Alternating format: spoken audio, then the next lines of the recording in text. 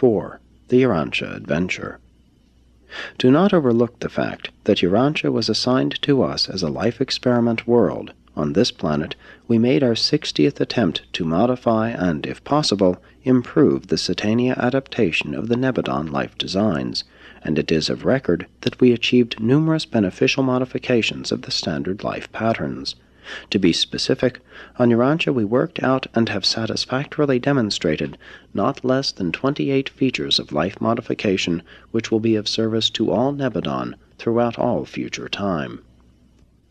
But the establishment of life on no world is ever experimental in the sense that something untried and unknown is attempted. The evolution of life is a technique ever progressive, differential, and variable, but never haphazard, uncontrolled, nor wholly experimental in the accidental sense. Many features of human life afford abundant evidence that the phenomenon of mortal existence was intelligently planned, that organic evolution is not a mere cosmic accident. When a living cell is injured, it possesses the ability to elaborate certain chemical substances which are empowered so to stimulate and activate the neighboring normal cells that they immediately begin the secretion of certain substances which facilitate healing processes in the wound, and at the same time these normal and uninjured cells begin to proliferate. They actually start to work creating new cells to replace any fellow cells which may have been destroyed by the accident. This chemical action and reaction concerned in wound healing and cell reproduction represents the choice of the life carriers of a formula embracing over 100,000 phases and features of possible chemical reactions and biologic repercussions.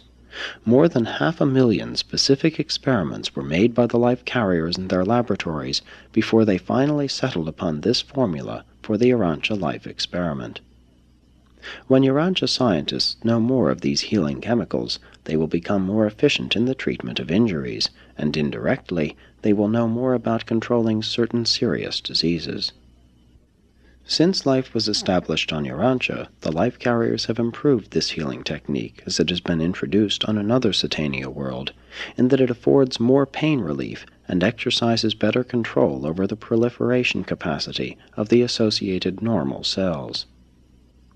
There were many unique features of the URANTIA life experiment, but the two outstanding episodes were the appearance of the Andonic race prior to the evolution of the six colored peoples, and the later simultaneous appearance of the Sangic mutants in a single family. URANTIA is the first world in Satania where the six colored races sprang from the same human family. They ordinarily arise in diversified strains from independent mutations within the pre-human animal stock, and usually appear on Earth one at a time and successively over long periods of time, beginning with the red man and passing on down through the colors to indigo. Another outstanding variation of procedure was the late arrival of the planetary prince. As a rule, the prince appears on a planet about the time of will development, and if such a plan had been followed, Caligastia might have come to URANTIA even during the lifetimes of Andon and Fonta, instead of almost 500,000 years later, simultaneously with the appearance of the six Sangic races.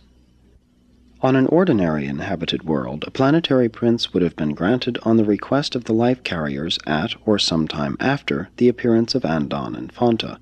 But URANTIA having been designated a life modification planet, it was by pre-agreement that the Melchizedek observers, 12 in number, were sent as advisors to the life carriers and as overseers of the planet until the subsequent arrival of the planetary prince.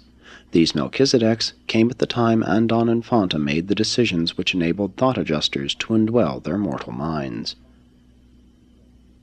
On URANTIA, the endeavors of the life carriers to improve the Satania life patterns necessarily resulted in the production of many apparently useless forms of transition life, but the gains already accrued are sufficient to justify the URANTIA modifications of the standard life designs.